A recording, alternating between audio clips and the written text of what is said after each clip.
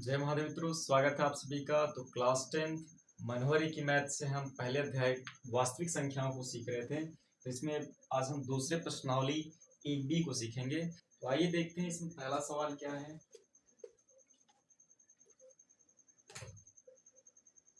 पहला अभ्यास पूरा हो चुका, पहली प्रश्नावली पूरा हो चुकी है, उसको आप देख सकते हैं। आइए देखते हैं प्रश्नावली 1B में कौन सा सवाल है। तो इसमें पहला सवाल है कि सिद्ध कीजिए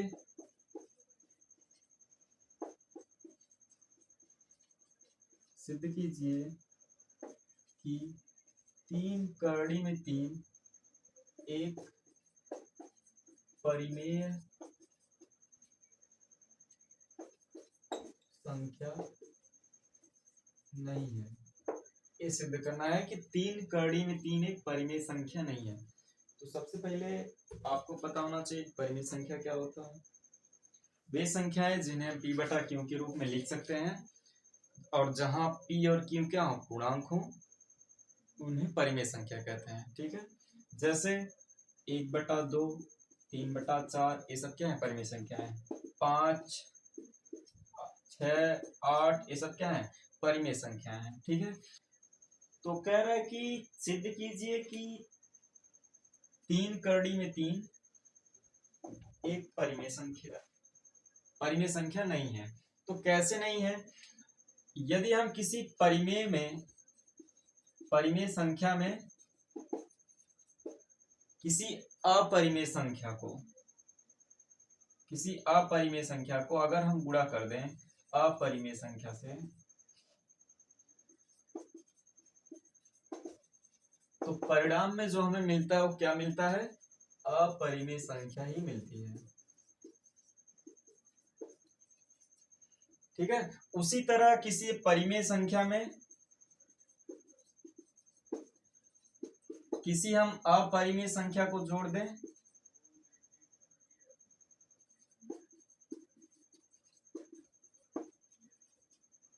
अपरिमेय संख्या को अगर हम परिमेय संख्या में जोड़ दें तो भी परिणाम में क्या आएगा, अपरिमेय ही आएगा। ठीक है ना।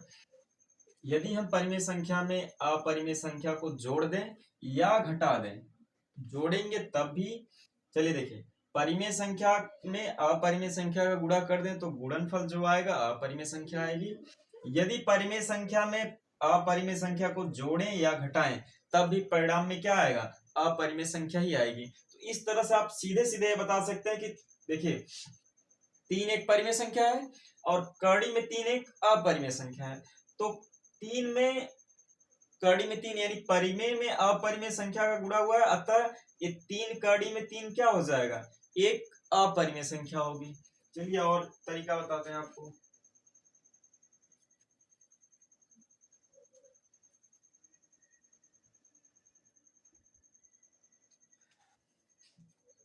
आप इसको ऐसे भी लिख सकते हैं कि हमें पता है कि किसी भी अभाज्य संख्या का वर्गमूल लेने पर एक अपरिमेय संख्या प्राप्त होती है, अतः 3 करड़ी में 3 एक अपरिमेय संख्या। चलिए और तरीके हैं, इसको हल करके देखते हैं हम।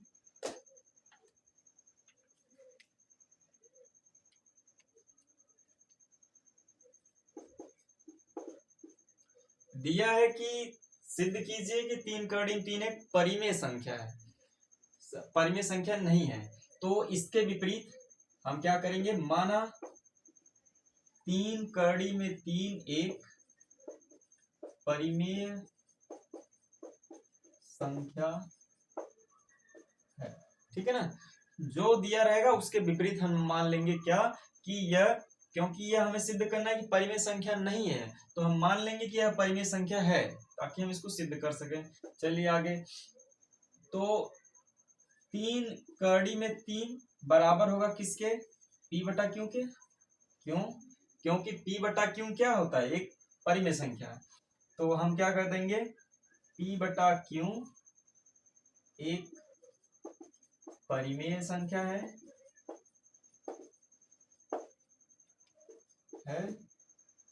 जहां p और q क्या है, पूर्णांक है। ठीक है ना, p और q क्या है, पूर्णांक है। आइए आगे देखते हैं। करड़ी में 3 बराबर क्या हो जाएगा, अगर 3 यहाँ गुणा कर रहे हैं तो उस तरफ जाएगा भाग करेगा, पी बटा क्यू में भाग देगा, और यहाँ जाएगा 3 गुणा करेगा, तो हम क्या लिख सकते हैं, पी बटा 3 क्यू लिख सकते हैं इसको। ठीक है, लिख सकते हैं। अगर आपने पी बटा क्यू को एक परिमेय संख्या माना है तो पी बटा 3 क्यू भी एक परिमेय संख्या होगा। और आपको पता है कि कोई भी परिमेय संख्या किसी भी अपरिमेय संख्या के बराबर नहीं हो सकता है, क्योंकि पी बटा क्यू एक परिमेय संख्या है।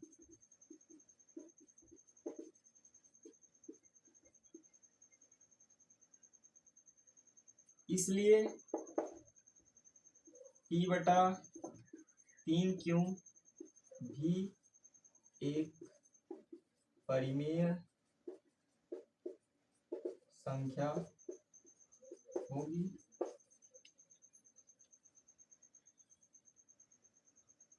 आगे देखिए, क्योंकि कोई भी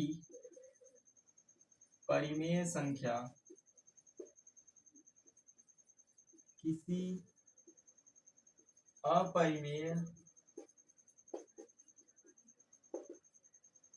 अपरिमेय संख्या के बराबर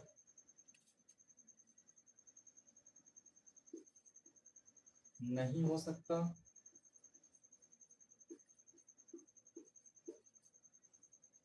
अतः करड़ी में 3 is not equal to P बटा 3 क्यू। ठीक है ना,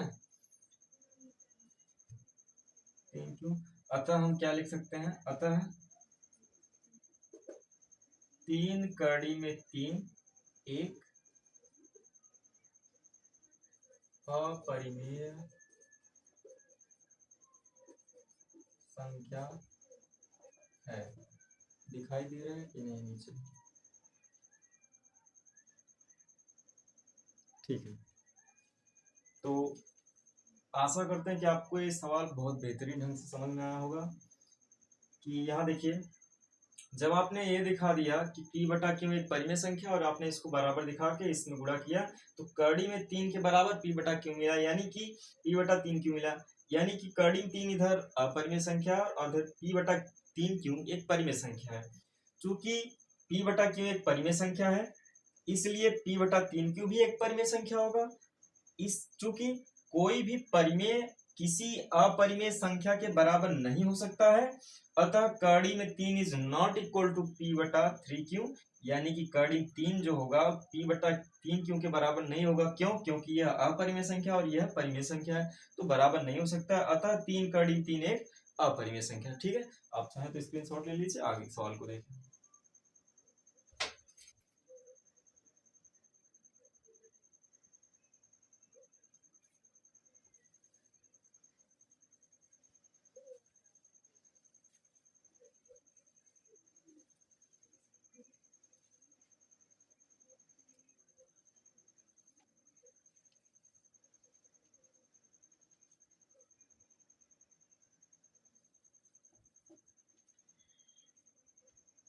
चलिए देखते हैं दूसरा सवाल क्या है।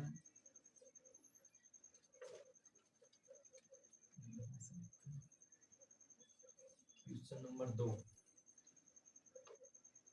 क्वेश्चन नंबर 2 है कि सिद्ध कीजिए कि करड़ी 5 एक अपरिमेय संख्या है।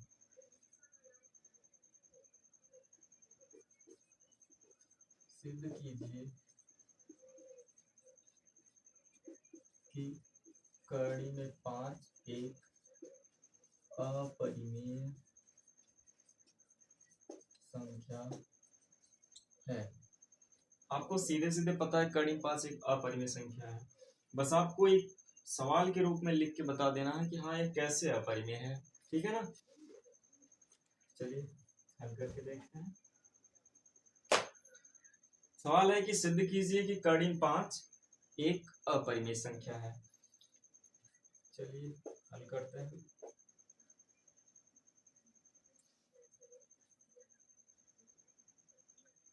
चलिए, ये हमें सिद्ध करना है कि अपरिमेय संख्या है, तो इसके विपरीत हम कल्पना करते हैं या मानते हैं कि कड़ी 5 एक क्या है, परिमेय संख्या है। तो हम लिखेंगे यहाँ कल्पना किया कि कड़ी में 5 एक परिमेय संख्या है। ठीक है, चलिए, तो कड़ी 5 किसके बराबर होगा? अगर हम कोई, चाहे आप a बटा बी लिखें, a या b में लिखें, p बटा q लिखें, कुछ भी लिख सकते हैं। तो चलिए हम p बटा q लिखते हैं। कड़ी 5 p बटा q के बराबर होगा। क्यों? क्योंकि p बटा q क्या है, एक परिमेय संख्या है। p बटा q एक परिमेय संख्या है,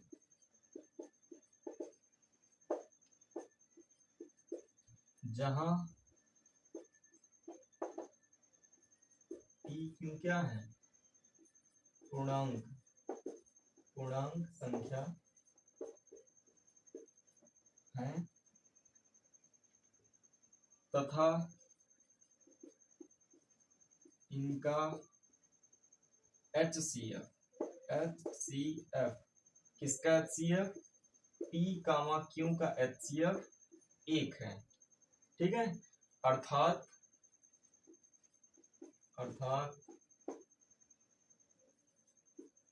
PQ सह अभाज्य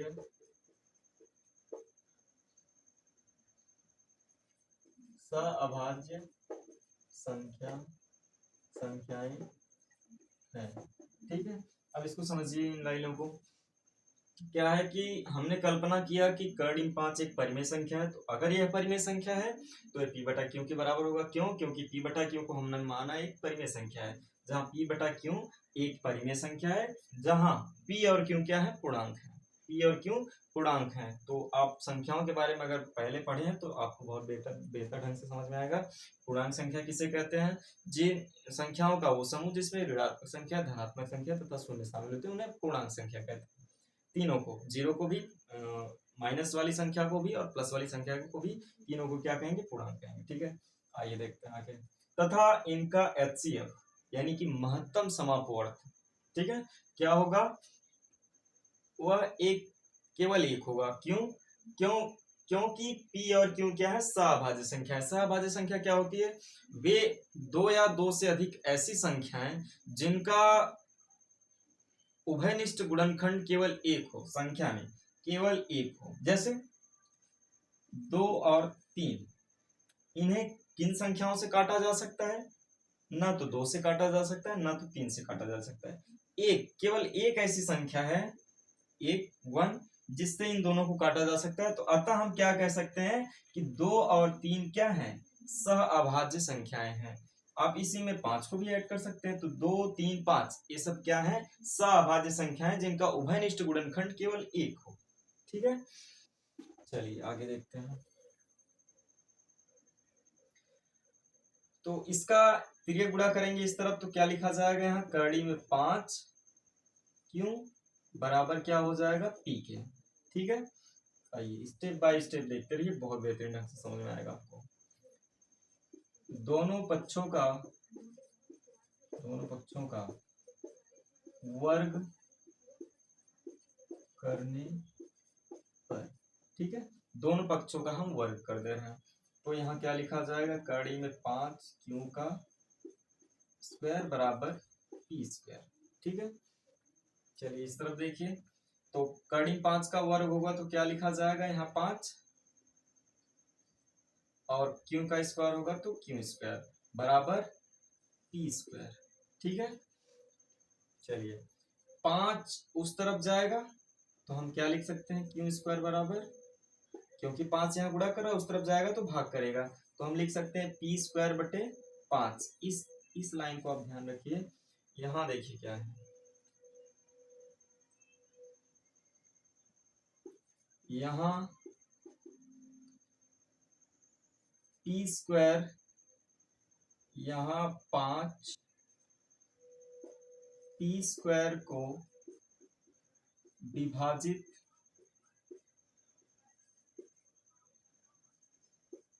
कर रहा है तथा 5 पी को भी विभाजित करेगा। ठीक है ना। यहाँ क्या है कि अगर पी स्क्वायर बटे 5 है, इसका मतलब जो पी स्क्वायर है या कोई भी संख्या हो सकती है, जो पी स्क्वायर है इसको 5 क्या कर रहा है, डिवाइड कर रहा है ना।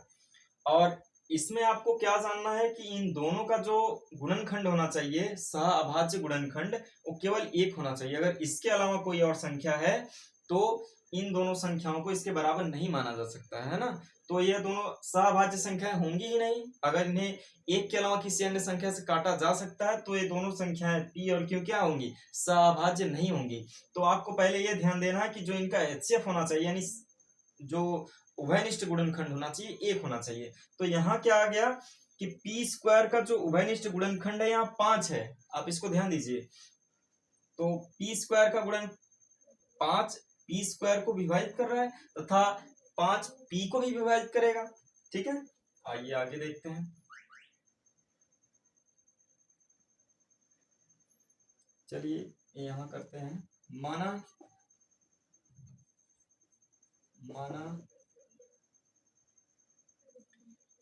इसके बराबर कोई संख्या मान लीजिए, माना p बराबर 5c मान लेते हैं। चलो p बराबर 5c। तब हम यहाँ क्या करेंगे, देखिए तब क्या लिखा जाएगा, यहाँ 5q स्क्वायर बराबर p के जगह क्या लिखेंगे, p के जगह लिखेंगे 5c, और इसका वर्ग है तो इसका भी वर्ग होगा। तो यहाँ 5q स्क्वायर बराबर क्या हो जाएगा, यहाँ 25c स्क्वायर होगा। ये बिल्कुल होगा। चलिए अच्छा इधर देखिए, 25 यहाँ c में गुणा कर रहा है तो इस तरफ आएगा तो भाग देगा, यानी कि 5q स्क्वायर बटे क्या लिखा जाएगा, 25 बराबर c स्क्वायर। 5 एक का 5, 5 बचे 25, यानी कि c बराबर क्या लिख सकते हैं, c स्क्वायर बराबर हम लिख सकते हैं q स्क्वायर बटे 5। इसको भी ध्यान दीजिए, तो q स्क्वायर बटे 5। तो हम क्या लिखेंगे कि यहां भी देखिए, एक बार दिखाई दे रहा है कैमरे में, ठीक है, यहां तक आपको दिखाई दे रहा है कि c स्क्वायर बराबर q स्क्वायर बटे 5। चलिए इसके आगे हम यहाँ करते हैं, इसी चीज को इसके आगे हम हिंदी यहाँ लिखते हैं। यहाँ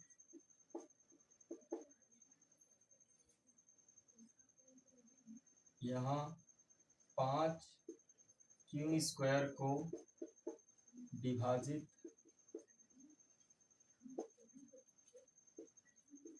कर रहा है तथा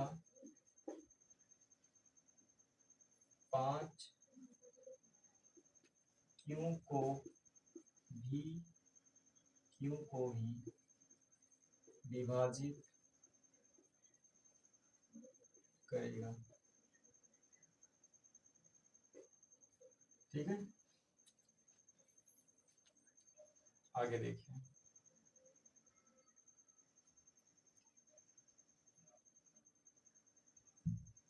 इतना आप 1 मिनट देखें तो कैमरे में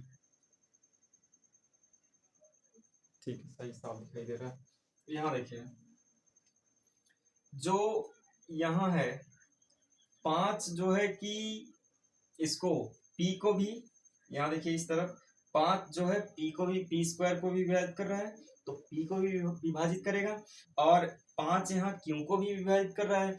इसका मतलब है कि p और q का जो उभयनिष्ठ गुणनखंड होना चाहिए 1 न हो के क्या है, 5 है। इसका मतलब कि ये दोनों संख्याएं सहभाज्य संख्याएं नहीं है। अब हम क्या कर सकते हैं, यहाँ देखिए, क्योंकि 5 p तथा q दोनों को विभाजित कर रहा है, अर्थात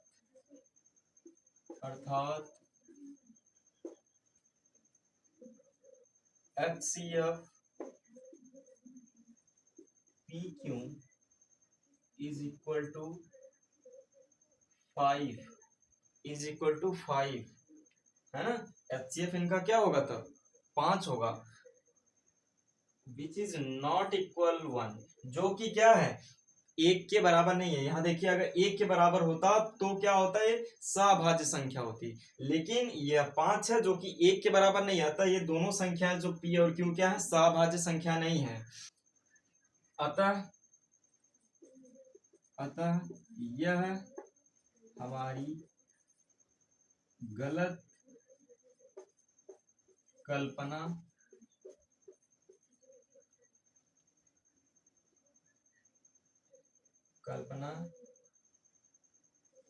है।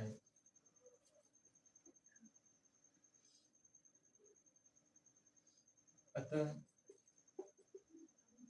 क्या है, कड़ी में 5 एक अपरिमेय संख्या है। ठीक है, आशा है कि आपको सवाल अच्छे समझ में आया होगा। तो एक बार आप देखिए, इसको समझिए, अगर ना समझ में आया हो तो दोबारा से देखिए और स्टेप बाय स्टेप समझने की कोशिश कीजिए, बहुत बेहतरीन समझ में आएगा। तो आप चाहें तो स्क्रीनशॉट ले लीजिए, फिर आगे के सवाल को देखें।